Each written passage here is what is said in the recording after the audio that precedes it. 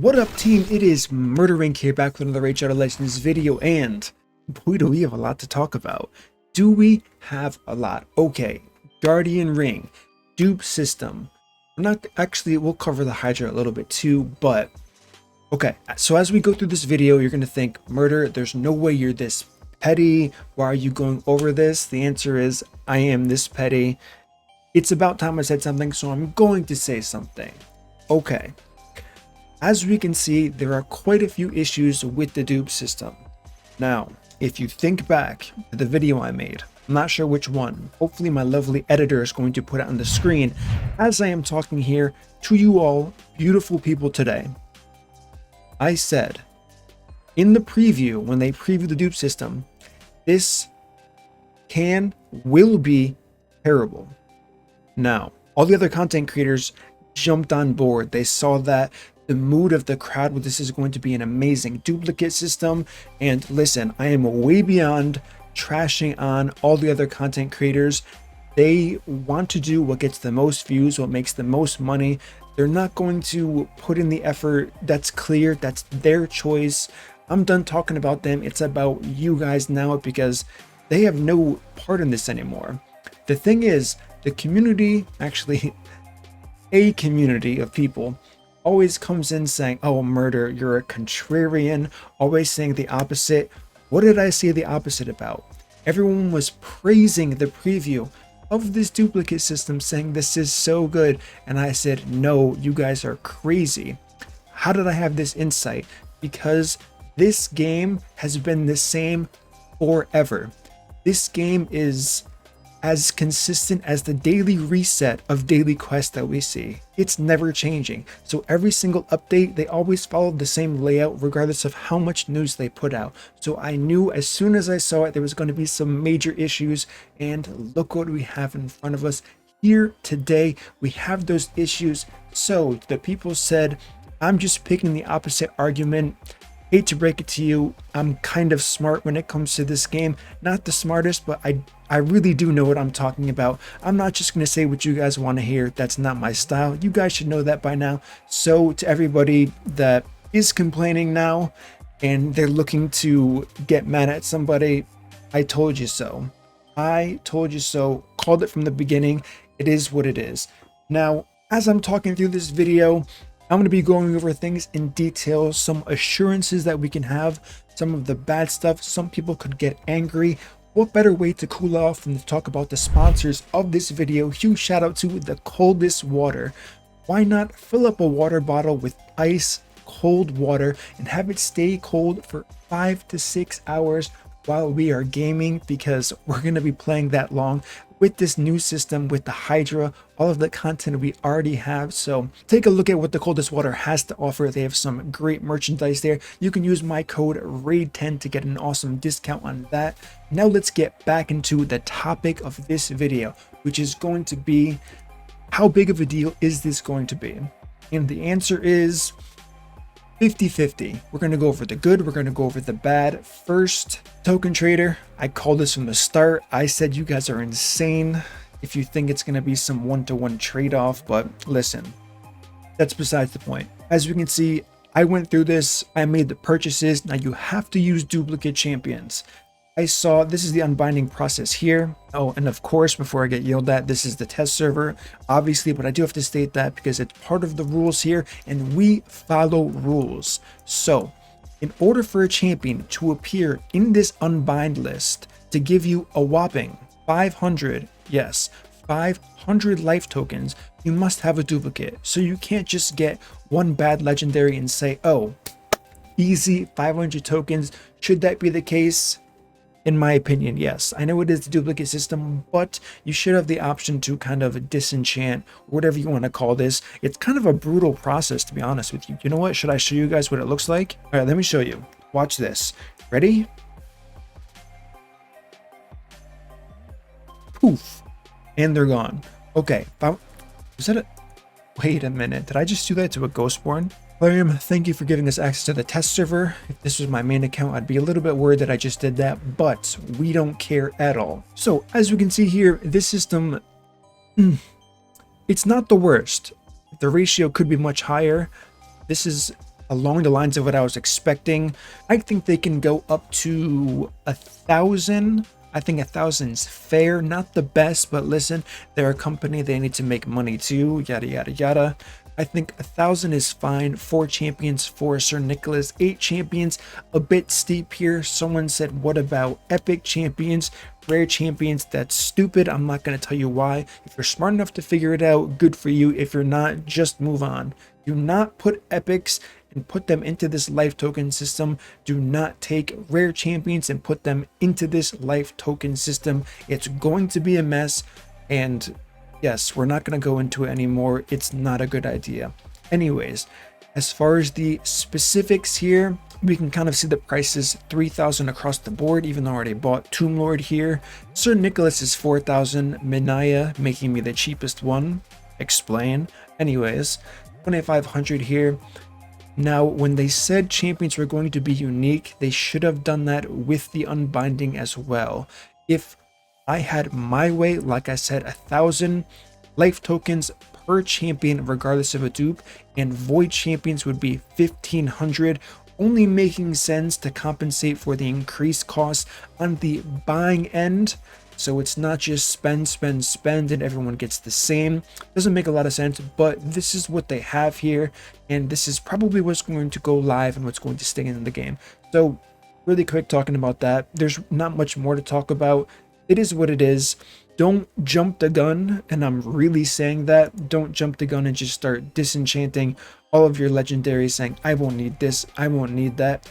I'm going to make a guide on the best way to approach this whole dupe system based on spreadsheets, min-maxing, progression specifically. It's going to be important. Sir Nicholas, aka Santa, really good spider champion. If you're struggling in spider, it's probably worth foregoing some of your faction guardian bonuses and getting this champion instead of struggling on stage 15, stage 14. He's going to get you possibly to 25 if you have the other champions to go along with Sir Nicholas, and there's much more options when it comes on that front. On top of that, Tomb Lord here, incredible clan boss, faction war, dungeon champion across the board. Game changing, progression changing for so many players. So another champion you might consider investing in life tokens. But like I said, I'm going to get more into detail with that going into Folly, Fushan, Minaya, and Mole Tankard as well. So we're going to skip that for now. Head on to the faction guardians. This is okay. I've managed to get every single faction guardian except Shadowkin. And as far as epics go, well, don't want to talk about it. No dwarves, 4 Shadowkin, 2 dark elves, 8 undead.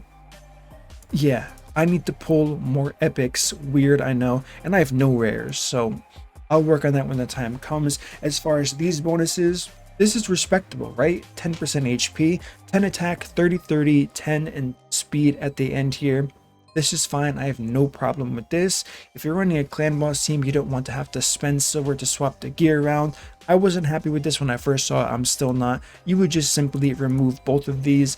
Key thing to note here, this only works in 2s. If you pre-plan things saying I have 3 Pixneal here, you can't do anything. Sucks to suck. In my opinion, this is not good at all. I kind of had an idea that they might do this. I was really hoping they wouldn't, but they did it. So this is a champion, I guess you could say, life token, because you're not using Pixel. But the good news is you can use the champions you put in here.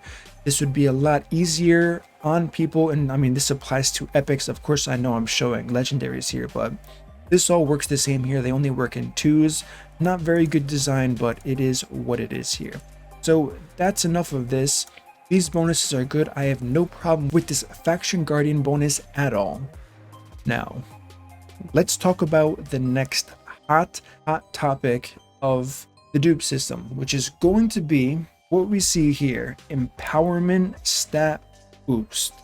A lot of people are freaking out. I'm not going to say percentages. I'm going to huge guesstimate 99.999% of people are overreacting. Now, some people are overreacting, they're justified to do so. I'm going to explain as best as I can. So, right now, if you are a whale, and you are a high spender, you will always be better than a low spender, no matter what.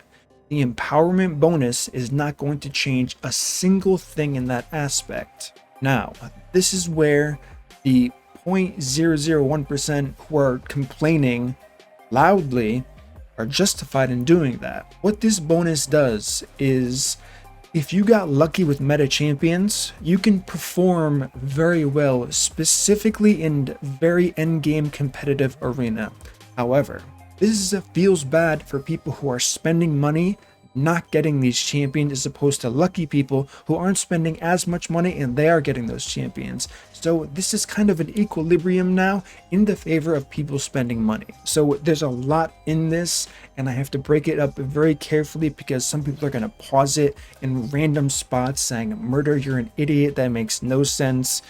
Trust me, it does. I broke it all down with graphs, all of this good stuff. We have the answers for you. So I'm going to show you exactly what I'm talking about. I kind of teased this in a champion spotlight of Kyoku, the new Shadowkin. Let's take a look at my Little Miss Annie +4 here. Now, 8,000 attack, right? 8,000 attack, baseline. We got 639 from the empowerment.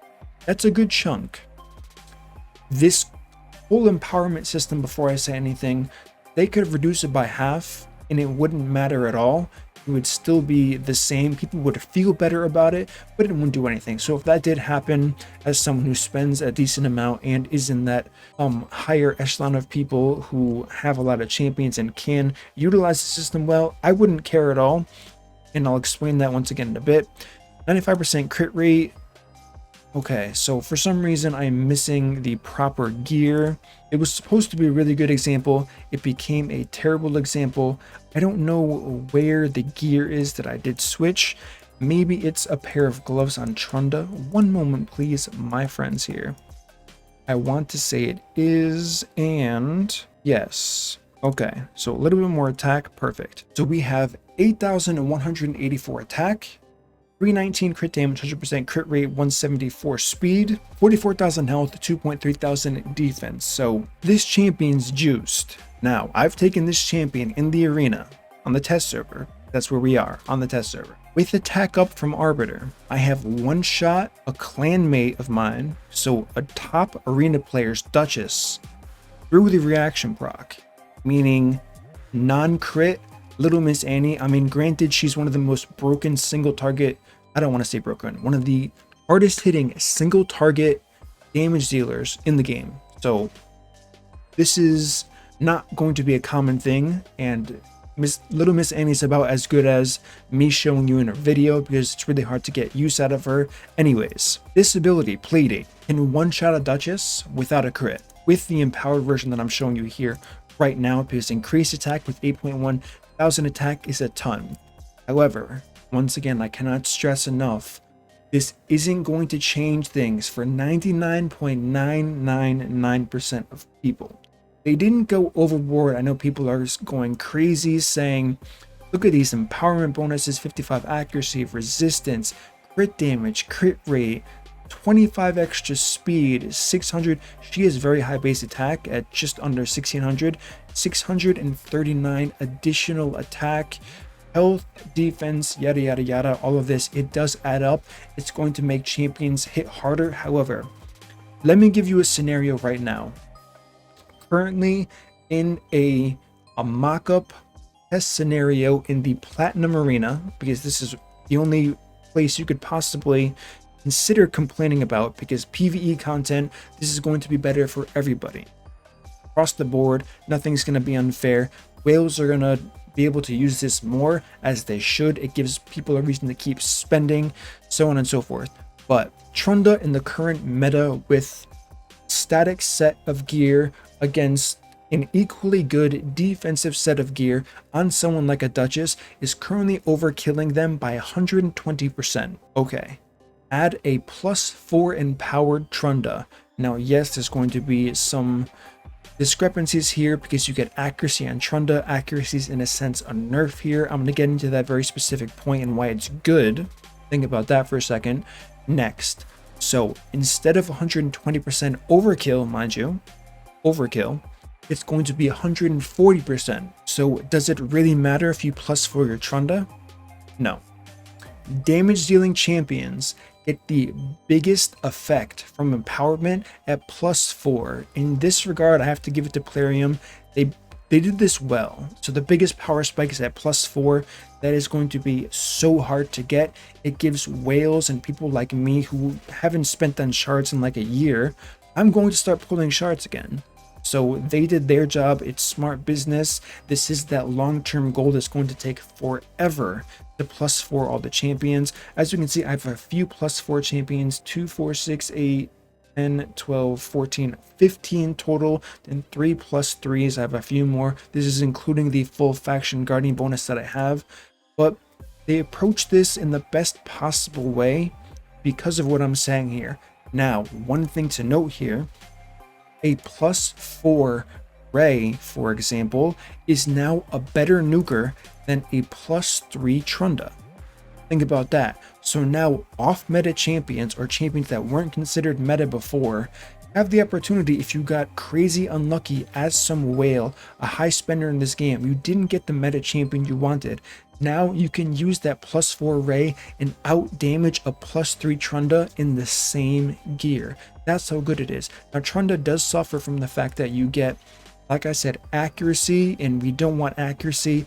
I have 0 accuracy from the artifacts that I have on, and she still has 165. So most swift parry defense champions are going to run practically no resistance, so the chance of stunning is going to be rather high going forward here. That's something you have to consider. Now, in the opposite end, the biggest, I guess, spike for tanky champions is going to be +1, +2, +3. So it differs a little bit in the tank champions. So people who have a +1 or +2 Duchess, Torment, any champion like that, they're going to get a significant boost if they're playing against attackers who, I guess, aren't +4. But like I said, you're already overkilling with the meta champions. The fact that reaction gear exists, swift parry exists, cleansing gear exists, this isn't as big of a deal because you're overkilling everybody already. No one's outliving anybody. You're stripping buffs. Yes, you're going to have more accuracy, more resistance. That honestly comes down to gear as well. However, there's a saturation point for everything in this game, including gear. Eventually, it's going to take hundreds of thousands of energies to get an upgrade. If you hit that point, now you have the alternative method of just going crazy pulling shards as a whale. That's what this empowerment system has introduced. Now, major warning to everybody considering this empowerment system. Do not rush as soon as this is dropped and just empower everything right off the bat, okay? Murder, why? Just don't do it. It's very possible that you are going to have to think about the Hydra clan boss and future PvP content with duplicate legendaries. Now, once again, I know Plarium, I know how they work. They want to keep spenders spending, especially whales. This is one way to do it. Another way is to utilize people with duplicates, get them in those faction guardians, use tokens to the best of people want. However, the next year, 2022, is the year of PvP. So since I do understand how the company works, I'm telling you, do not rush to +4 all of your meta champions. It's going to make such a small difference. People keep saying this speed is a huge problem. We're not currently in a speed meta in the arena right now, so it doesn't matter if the fastest CF in the world gets 60 more speed. They're already not getting first place in platinum reset each and every week, so it doesn't matter because, like I said, there's no speed meta. So that's a terrible point, and I don't even want to go over that anymore. So for most players, the system doesn't even matter. It's for mega whales. However, there's going to be some exceptions where you would want to empower champions over faction guardians. I'm not quite ready yet to give that advice to people because this is a permanent bit of advice that I would have to give people. And like I said, Hydra clan boss, there's just so much to talk about there. So let me skip to that really quickly here. And I'm going to play this in the background, muted of course. So we introduced this new system of Hydra clan boss, and we get to use 6 champions here, and to my knowledge we cannot use duplicate legendaries. Maybe you can actually. I'm going to double check on that for you guys when I do talk more about the Hydra clan boss as we get closer to that. But I'm not sure if you can use duplicates in the same run, but we get 6 champions now instead of 5. This is cool. And once we use them, they're out. We get 3 keys a week. The new set bonuses are amazing. One quick thing I want to talk about is going to be, wait for it. Okay, I missed it. Hold on. Actually, does it come up again here? Hold on. I'm going to find it. Some of you might have noticed this if you had a really good eye. It's kind of like an Easter egg, but not really an Easter egg. So you're going to see it right here. So over here on the screen, it says the Great Void. We see the Demon Lord, we see the Hydra, and we see, I don't really know what we see. So this is kind of an Easter egg to all of us of what's to come in the future soon. I mean, what did we wait 3 years now? 2017, 18, 19, 20, 21. Okay, so it's almost been 5 years since the game officially released. I mean, technically it was 2018, so we'll call it 4 years just to say that, but 3 years realistically of like solid developed gameplay to get the Hydra clan boss. So maybe in another 3 years we're going to get, I mean, they are doing a bit better. I don't want to be too critical, but we're going to get another clan boss. We can see the Great Void here. Demon Lord, Hydra, the Great Void. So it's cool this is in seasons. We haven't been able to test anything. We just have this video that we get to watch. But my main point here, and look how cool this looks. If you're not hyped, you're playing the wrong game. If this doesn't excite you, just quit now. It will not get better, I promise you. So, this is what we're dealing with here. This is why do not jump to sacrifice champions for life tokens unless it grants you instant progress, and you will be smart enough to know that. I have faith in everyone watching here who are still watching that you will be smart enough to know what's going to give you instant progress and what isn't without the video, even though I'm going to break it down in depth for you in the future. So duplicates are going to be very strong in settings like this. The fact that you can't use this champion twice during the Hydra raid is the perfect example. Is this going to be buggy when it comes out? In my opinion, yes. They haven't done anything like this before, so I'm assuming there's going to be some exploits, glitches. I hope I'm wrong. I really hope I'm wrong, but like I said, this company has a history with releasing stuff like this, and I think they're going to have some sort of problem here. So having 3 Duchess for a boss like this, or having 3 Sifi, this is the new endgame.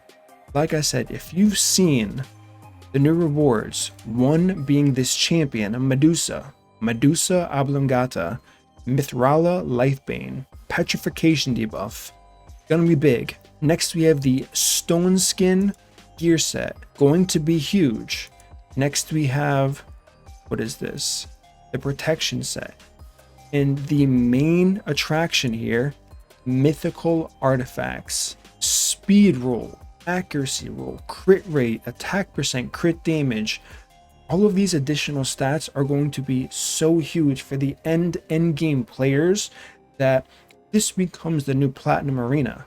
We have nothing like this in the game for PvE as of right now. Doom Tower's okay, but you just get shards. Yes, some of the bosses have untouchable gear, which is very good in the endgame arena, but there's nothing like mythical quality gear sets of the gear set that they're offering, being protection and stone skin. So this is going to be top tier. This is going to be the new main focus of people, because Platinum's kind of a snooze fest. It's the same people always winning, and they need to fix that. We already know that. 2022 soon. Please fix the PvP in this game. That's besides the point. This is the new end game, so don't just go investing all of your champions. Say, I want to hit Platinum Arena one day. Think long term. Hydra clan boss is going to get you into whatever the next Platinum Arena is going to be. You want this gear, you want it quick. Save those dupes. I cannot stress this enough. So those are my hot takes, final thoughts on this subject.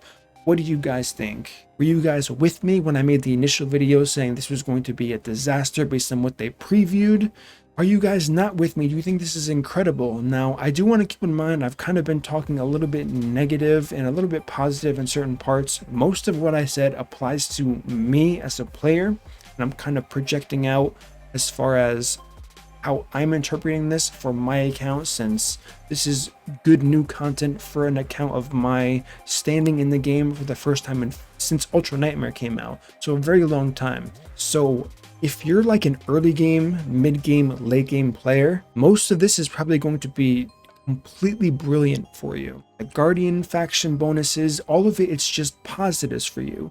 Yes, people are saying the gap between spenders and free-to-play low spenders is going to be a lot bigger. Think of it this way.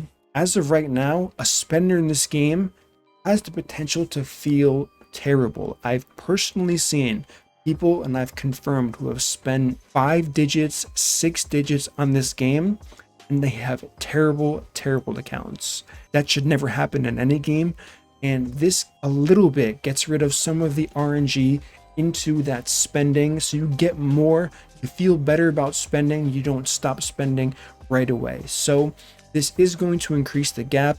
No one in their right mind would argue that. Is it okay? The answer is yes, it is okay. People who spend money should be getting something out of the game, right? And you can literally spend money and get nothing. You have terrible luck and get nothing. This kind of eases that tension a little bit more. So it's going to be, in my opinion at least, an understandable takeaway for Plarium in the game to kind of give back as much as they can, because none of this stuff is crazy game breaking for 99.99% of the people who are concerned about the future of the game. The one thing that I am going to stress, people said the Hydra boss difficulty looks insane. I hope it is, but I hope it is because it's going to be the new future endgame content, and not because they're tuning everything like I predicted they would to the new dupe system. If that's the case, everything we see from this point on is going to be considered insanely hard by the majority of the player base, and they are not going to receive it well. That's going to make this game extremely pay to win. And yeah, I'm going to leave it as that. I've gone over that in the past. That's something we have to look at in the future, but that's kind of my foreshadowing for people to look and keep in mind as we approach this year of PvP, which is already a pay-to-win aspect of this game, and it could get that way even more with systems like these coming into the mix here. So as always, guys, if you enjoyed this content, smash that like button, subscribe, turn on the notification bell, and I will see you all in my next video.